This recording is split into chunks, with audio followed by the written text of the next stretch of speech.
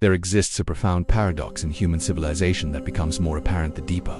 we dig into the lives of history's most transformative thinkers, and it centers around a simple yet devastating truth that Friedrich Nietzsche understood better than perhaps anyone else. The very qualities that make someone capable of revolutionary thought are often the same qualities that condemn them to profound isolation from their fellow human beings. When we examine the silent struggles of great minds throughout history, we discover that their greatest weapon was not their words, but their ability to embrace the power of silence, to withdraw from the noise of conventional thinking, and to find strength in solitude rather than validation from the masses who could never truly understand the depth of their insights. Have you ever felt like the more you think deeply, the more isolated you become? Leave a comment below and tell us if you've ever felt like this way or if you know someone who has. Don't forget to like the video and subscribe for more insights from history's greatest minds. Nietzsche himself embodied this paradox perfectly, spending his final productive years wandering through European mountains and small towns, writing some of the most influential philosophical works in human history while being largely ignored or misunderstood by his contemporaries.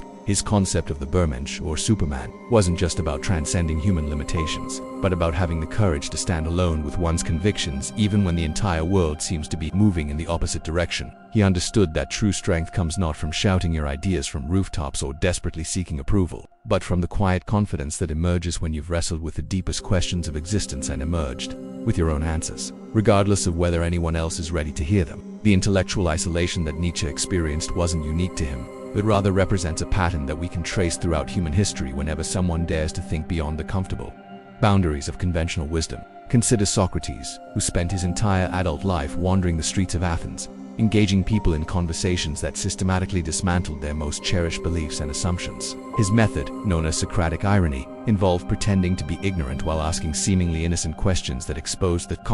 contradictions and weaknesses in popular opinions. But this approach, while intellectually honest and ultimately beneficial for human progress, that made him deeply unpopular with the Athenian establishment, who eventually sentenced him to death for corrupting the youth and impiety against the gods. What's fascinating about Socrates is how he embraced this isolation as a necessary component of his philosophical mission. He famously declared that the unexamined life is not worth living, but he also understood that examination requires stepping away from the crowd, questioning what everyone else takes for granted, and being willing to stand alone with uncomfortable truths. His refusal to flee Athens when given the opportunity, choosing instead to drink the hemlock and die for his principles, represents the ultimate expression of finding strength in silence rather than compromise. He could have recanted his teachings, could have fled to another city, could have sought popularity by telling people what they wanted to hear, but instead he chose the silent dignity of death over the noisy compromise of a life lived according to others' expectations. This same pattern emerges when we look at Arthur Sch, whose profound pessimism and insights into the nature of human suffering initially met with almost complete indifference from the academic and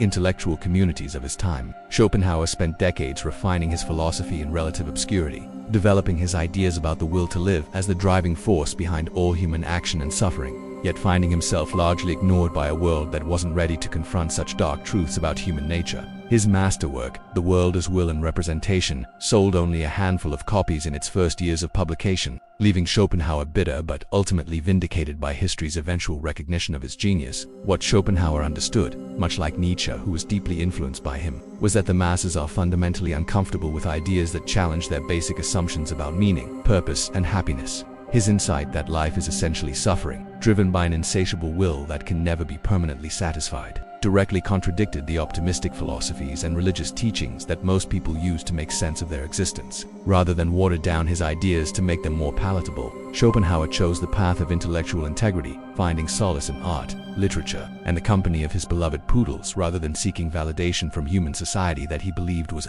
largely composed of fools and scoundrels. The psychological dynamics at work here are both fascinating and deeply rooted in human evolutionary history. When someone presents ideas that fundamentally challenge established ways of thinking, they trigger what psychologists recognize as cognitive dissonance in their listeners. The human brain is wired to seek consistency and avoid the discomfort that comes from having to question deeply held beliefs. So the natural response is often to reject the messenger rather than seriously consider the message. This creates a vicious cycle where the most original and potentially valuable insights are dismissed, precisely because they're original and valuable, forcing innovative thinkers into increasingly isolated positions where their only choice is between intellectual compromise and social alienation. Niccolò Machiavelli exemplified this dynamic in his own way, though his approach to dealing with it was characteristically pragmatic and strategic. His masterwork, The Prince, was written during a period of forced retirement from Florentine politics, when he found himself exiled from the centers of power that he understood so well, rather than becoming bitter about his isolation. Machiavelli used this forced silence to develop insights about power, human nature, and political effectiveness that were far ahead of his time. His famous assertion that it's better to be feared than loved, and his detailed analysis of how successful rulers must sometimes act in ways that conventional morality would condemn, represented a radical departure from the idealistic political theories that dominated medieval and Renaissance thought. What made Machiavelli's approach particularly interesting was how he embraced what we might call strategic silence. He understood that certain truths about human nature and political power are too uncomfortable for most people to acknowledge openly, so he developed a writing style that could communicate these insights to those ready to hear them while maintaining plausible deniability for those who preferred more comforting illusions. This technique of speaking profound truths through carefully crafted indirection became a model for later thinkers who found themselves in similar positions of intellectual isolation, needing to balance honesty with survival in societies that punish uncomfortable insights. The pattern becomes even more clear when we examine figures from the world of science, where empirical evidence should theoretically provide protection against social rejection, but where revolutionary discoveries often meet with fierce resistance precisely because they threaten established ways of understanding reality. Galileo Galilei represents perhaps the most famous example of this phenomenon, facing house arrest and the threat of execution for daring to support the Copernican model of the solar system that placed the sun rather than the earth at the center of our cosmic neighborhood. The Catholic Church's fierce opposition to Galileo's findings wasn't primarily about astronomy, but about the broader implications of accepting that human beings might not be the special, central focus of divine creation that religious doctrine proclaimed. Galileo's famous phrase, "E per si move and yet it moves," allegedly whispered after being forced to recant his support for helium, captures the essence of finding strength in silent knowledge rather than public validation. He understood that truth doesn't depend on popular acceptance or institutional approval, and that sometimes the most powerful response to persecution is simply to continue knowing what you know, regardless of whether you're allowed to say it out loud. This quiet dignity in the face of overwhelming opposition represents a form of strength that goes far beyond mere physical or political power, demonstrating how intellectual courage can survive and ultimately triumph even under the most oppressive circumstances. The psychological isolation experienced by revolutionary thinkers isn't limited to those who challenge religious or political authorities, but extends to anyone whose insights require others to fundamentally reconsider their basic assumptions about reality. Nikola Tesla, whose visionary understanding of electricity and electromagnetic phenomena was decades ahead of his contemporaries, spent much of his later life as a reclusive figure, dismissed by many as an eccentric inventor whose ideas were too strange to take seriously. His predictions about wireless communication, robotics, and global information networks seemed like science fiction to people living in the early 20th century, yet they proved to be remarkably accurate descriptions of our current technological reality. Tesla's isolation wasn't just intellectual but deeply personal, as his obsessive dedication to his work and his inability to relate to people who couldn't share his vision of the future left him increasingly alone as he aged. Yet this solitude also became a source of creative power, allowing him to pursue research and development projects that more conventional scientists would have abandoned as impractical or impossible. His willingness to embrace the silence of his laboratory, to find meaning in his work rather than in social recognition, enabled him to make discoveries that continue to shape our world more than a century after his death. The deeper we dig into these patterns, the more we begin to understand that the isolation experienced by great thinkers isn't just an unfortunate side effect of their intellectual pursuits, but actually a necessary condition for the kind of deep, original thinking that advances human understanding. The Stoic philosophers understood this principle and developed practices specifically designed to cultivate inner strength and emotional resilience in the face of external rejection or indifference. Marcus Aurelius, writing in his personal journal that became known as Meditations, repeatedly reminded himself that virtue is its own reward, that external validation is both unreliable and ultimately irrelevant to living a meaningful life. The Stoic emphasis on focusing only on what is within our control becomes particularly powerful when applied to the situation of intellectual pioneers who must choose between compromising their insights to gain social acceptance or maintaining their integrity while accepting the loneliness that often accompanies unpopular truths. Epictetus, himself a former slave who understood powerlessness and social marginalization from direct experience, taught that freedom comes not from changing external circumstances but from developing an unshakable inner core that remains stable regardless of how others respond to our ideas or actions. This Stoic approach to intellectual isolation helps explain why Nietzsche, despite his sometimes bitter complaints about being misunderstood, was ultimately able to maintain his productivity and creative vision throughout years of poor health and social neglect. His concept of amor fati, or love of fate, represented a radical acceptance of his circumstances that allowed him to transform potential resentment into creative fuel, rather than wasting energy trying to make himself more palatable to contemporary audiences. He focused on developing his ideas to their fullest expression, trusting that future generations would eventually recognize their value. The psychological mechanisms that drive society to reject challenging ideas are deeply rooted in what evolutionary psychologists call the need for cognitive closure and the preference for information that confirms existing beliefs rather than information that requires painful revision of our worldview. When someone like Darwin presents evidence that humans are not specially created beings but rather products of the same evolutionary processes that shaped all other life forms, they're not just proposing a new scientific theory but threatening the entire framework that most people use to understand their place in the universe. The emotional and psychological costs of accepting such paradigm-shifting ideas are enormous, which explains why even well-intelligent people often resist them for decades or generations after the evidence becomes overwhelming. This resistance creates what we might call an evolutionary pressure toward intellectual conformity, where individuals who think to independently risk being excluded from the social groups that provide safety, resources, and reproductive opportunities. From this perspective, the tendency for revolutionary thinkers to experience isolation isn't just a cultural accident but represents a fundamental tension between the individual pursuit of truth and the social need for stability and predictability. Those who are willing to sacrifice social acceptance for intellectual integrity are, in a sense, taking an evolutionary risk, betting that their insights will eventually prove valuable enough to justify the personal costs of their isolation. Yet history suggests that this risk often pays off, not just for the individuals involved but for human civilization as a whole. The ideas that seem most threatening and antisocial in one generation often become the foundation for progress in subsequent generations, as societies gradually adapt to accommodate insights that initially seemed too radical to accept. The process is slow and often painful, but it represents one of the most important mechanisms through which human understanding advances and societies evolve beyond their previous limitations. Nietzsche's insight about the importance of silence and solitude in developing authentic strength becomes even more relevant when we consider how modern communication technology has accelerated the pressure for immediate social validation and constant connectivity. In a world where everyone is expected to have instant opinions about everything and to share those opinions publicly through social media platforms, the kind of deep, patient reflection that produces genuine insights becomes increasingly rare and difficult to maintain. The noise of contemporary discourse often drowns out the subtle voices of careful thought and nuanced understanding, creating an environment where the loudest and most extreme positions receive the most attention, regardless of their actual merit or truthfulness. This creates a particularly challenging environment for anyone attempting to follow in the footsteps of history's great thinkers, who typically develop their most important insights through years or decades of quiet contemplation, reading, and careful observation rather than through participation in public debates or social media discussions. The pressure to constantly produce content, to have immediate reactions to current events, and to build large audiences can be antithetical to the kind of deep work that produces lasting intellectual contributions. Understanding this dynamic helps explain why Nietzsche's emphasis on the power of silence remains so relevant for contemporary thinkers and creators. In a world that rewards quick reactions and superficial engagement, choosing to step back, to think deeply, and to develop ideas fully before sharing them publicly becomes a form of radical resistance against the tyranny of immediate gratification and constant connectivity. The ability to sit with uncertainty, to wrestle with complex questions without rushing to premature conclusions, and to value depth over popularity represents a kind of intellectual courage that becomes increasingly rare and valuable as information overload makes such practices more difficult to maintain. The lives of history's greatest thinkers suggest that this kind of intellectual solitude isn't just beneficial but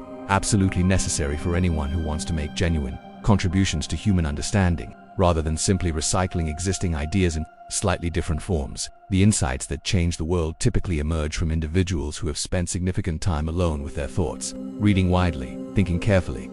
and developing the inner strength necessary to stand behind unpopular or challenging conclusions. This process necessarily involves what we might call productive alienation, where the distance from conventional society that initially feels like rejection or punishment gradually becomes recognized as the necessary space for original thought and authentic self-development. Rather than trying to minimize this distance or constantly seeking ways to reconnect with mainstream opinion, the most successful intellectual pioneers learn to embrace their outsider status as a source of perspective and create a freedom that would be impossible to maintain if they remained too closely connected to popular trends and expectations. The philosophical implications of this pattern extend beyond individual psychology to fundamental questions about the nature of truth, progress, and human social organization. If the most important insights consistently emerge from individuals who are willing to risk social isolation for intellectual integrity, this suggests that healthy societies need to maintain space for dissent, eccentricity, and unpopular opinions, even when those opinions make the majority uncomfortable or challenge cherished beliefs and institutions. The alternative,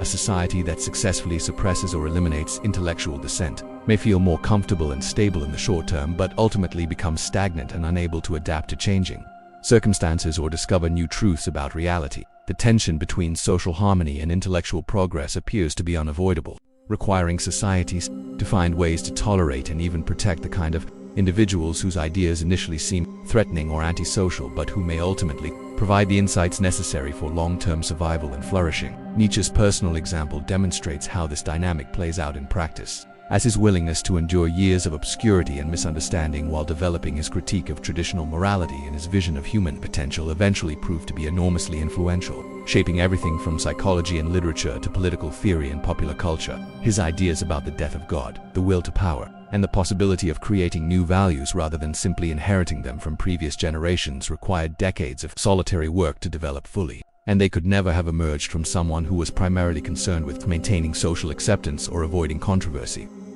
The strength that Nietzsche found in silence and solitude wasn't the strength of resignation or passive acceptance, but the active strength of someone who has chosen to prioritize truth over comfort, authenticity over popularity, and long-term significance over immediate gratification. This kind of strength requires enormous confidence in one's own judgment and the ability to find meaning and purpose in work that may not be recognized or appreciated until long after the work is completed. When we apply these insights to our own lives and intellectual development, the implications are both challenging and liberating. Rather than constantly seeking validation for our ideas or trying to make them more palatable to wider audiences, we might instead focus on developing the inner resources necessary to pursue truth wherever it leads, regardless of whether that path takes us away from popular opinion or comfortable social connections. This doesn't mean becoming deliberately contrary or antisocial, but rather maintaining the intellectual courage to follow evidence and logic even when they lead to conclusions that others find disturbing or unacceptable. The silent power that Nietzsche wrote about isn't the silence of submission or defeat, but the silence of deep waters that run too deep for surface disturbances to affect them significantly. It's the silence of someone who has found their own center and no longer needs external validation to know that their work has value and meaning. This kind of silence becomes a source of tremendous creative power, freeing individuals from the need to constantly explain or justify their choices to others and allowing them to focus entirely on the work itself. If this video made you reflect on your own intellectual journey, share in the comments your experiences with the isolation of deep thinking. Subscribe to the channel for more philosophical explorations that challenge our perception of reality and society. The phenomenon we've been exploring takes on even more complex dimensions when we consider how digital connectivity has fundamentally altered the relationship between silence and power in ways that Nietzsche could never have anticipated, yet which validate his insights about the necessity of intellectual solitude in perhaps even more dramatic fashion than he could have imagined. Where once a thinker like Schopenhauer could retreat to his study and work in genuine isolation, surrounded only by his books and his thoughts, contemporary intellectuals find themselves constantly bombarded by information streams, opinion cycles, and the relentless pressure to participate in public discourse that moves at speeds incompatible with deep reflection. The paradox is that while we have unprecedented access to the thoughts and works of history's greatest minds, we live in an environment that makes it increasingly difficult to engage with those ideas in the patient, a sustained manner that originally produced them. Consider how the very philosophers we've been discussing would fare in today's intellectual landscape, where every idea must compete for attention in an ecosystem designed to reward novelty, controversy, and immediate emotional impact over careful reasoning and nuanced understanding. Nietzsche's gradual development of his critique of Christian morality, which evolved over decades through careful study of classical texts and sustained reflection on the implications of scientific discoveries, would be nearly impossible to pursue in an environment where every preliminary thought is expected to be shared immediately and subjected to instant public judgment. The kind of intellectual courage that allowed him to question fundamental assumptions about good and evil required not just personal bravery but also the luxury of time and solitude that our hyper-connected world increasingly denies to serious thinkers. This acceleration of intellectual discourse creates what we might call a selection pressure against depth, where ideas that can be easily summarized, quickly understood, and immediately applied tend to dominate public attention, while more complex, nuanced, or challenging concepts get lost in the noise. The result is a curious inversion of Nietzsche's original insight about the power of silence, where the ability to remain quiet and think deeply becomes not just personally beneficial, but almost subversively counterculture in its resistance to the demand for constant intellectual productivity and public engagement. The modern equivalent of Nietzsche's mountain walks might be the deliberate choice to disconnect from digital networks, to read entire books without interruption, and to allow ideas to develop slowly through sustained contemplation rather than rapid iteration through online debates. Yet this modern context also reveals new dimensions of what it means to find strength in intellectual isolation, as contemporary thinkers must navigate not just the traditional challenges of developing unpopular ideas, but also the psychological pressures of social media, algorithms that are specifically designed to capture attention and trigger emotional responses, rather than encourage careful reflection. The dopamine-driven feedback loops that govern much of our digital experience create neurological patterns that are fundamentally opposed to the kind of patient, sustained thinking that produced the insights we most value from history's greatest philosophers. Learning to resist these patterns, to cultivate attention spans capable of engaging with complex ideas, and to find satisfaction in slow, careful thought rather than quick, emotionally satisfying reactions becomes a form of intellectual discipline that would have been largely unnecessary in earlier historical periods. The existential implications of this shift become clear when we examine how it affects the fundamental relationship between individual consciousness and social reality that has always been central to philosophical inquiry. Søren Kierkegaard, whose insights into anxiety, despair, and the difficulties of authentic existence anticipated many of the psychological challenges that characterize modern life, understood that the deepest truths about human existence could only be discovered through what he called inward deepening, a process that required turning away from the crowd and toward the often uncomfortable realities of individual consciousness. His famous analysis of how the crowd is untruth wasn't just a political or social observation, but a profound insight into the psychological dynamics that make authentic self-knowledge nearly impossible when we're constantly defining ourselves in relation to others' opinions and expectations. Kierkegaard's concept of the single one, the individual who has the courage to stand alone before God and existence without the comforting mediation of social roles and collective beliefs, becomes even more relevant in an era where social media platforms make it virtually impossible to maintain a stable sense of individual identity, independent of others' reactions and responses. The anxiety that Kierkegaard identified as fundamental to human consciousness gets amplified and distorted by technologies that provide constant feedback about our social standing while simultaneously making it more difficult to engage in the kind of solitary reflection that might help us understand and integrate that anxiety in psychologically healthy ways. This dynamic becomes particularly visible when we look at how contemporary intellectuals and artists struggle with what we might call performative authenticity, where the pressure to maintain a public intellectual persona can actually interfere with the private intellectual work that gives that persona whatever genuine substance it might possess. The philosophers we've been discussing never had to worry about maintaining consistent social media presences or responding to real-time criticism of their work in progress, which allowed them to pursue ideas through all their messy, contradictory, and provisional stages without having to defend or explain incomplete thoughts to public audiences who might misunderstand or misrepresent their intentions. The psychological research on creativity and innovation consistently supports the insights that these historical thinkers developed through personal experience, showing that the most original and valuable ideas typically emerge from periods of reduced external stimulation, decreased social interaction, and increased opportunity for what psychologists call divergent thinking, the kind of mental process that makes unexpected connections between seemingly unrelated concepts. The neurological mechanisms underlying these creative breakthroughs appear to require a specific type of relaxed attention that is fundamentally incompatible with the hyper-reactive state of consciousness that characterizes much of contemporary digital life. When Nietzsche wrote about the necessity of going under before one could go over, he was describing a psychological process that modern neuroscience has begun to understand in increasingly precise terms: the dismantling of old conceptual frameworks that must precede the construction of new ones requires the brain to enter states of uncertainty and confusion that most people find deeply uncomfortable and try to avoid through various forms of cognitive and social reassurance. The strength that comes from learning to tolerate and even embrace these states of not represents a form of intellectual courage that becomes increasingly rare as societies to develop more sophisticated methods for providing immediate answers to any question and instant validation for any opinion. This tolerance for uncertainty becomes particularly crucial when we consider how the most important philosophical insights often involve recognizing the limitations of human knowledge rather than expanding its apparent scope. Socrates' famous acknowledgement that his wisdom consisted primarily in knowing that he didn't know represented a radical intellectual humility that required enormous psychological strength to maintain in the face of social pressures to appear knowledgeable and confident. His method of systematic questioning, designed to reveal the contradictions and gaps in popular beliefs, could only be effective because he had developed the inner resources necessary to remain comfortable with ambiguity and uncertainty even when others found such states intolerable. The contemporary equivalent of Socratic wisdom might involve developing the capacity to engage with information without immediately forming opinions, to sit with complexity without rushing to simplification, and to acknowledge the limits of what can be known through online research and social media discussions. This kind of intellectual modesty requires a form of strength that our culture rarely recognizes or rewards, since it produces fewer immediate outputs and generates less obvious social value than more assertive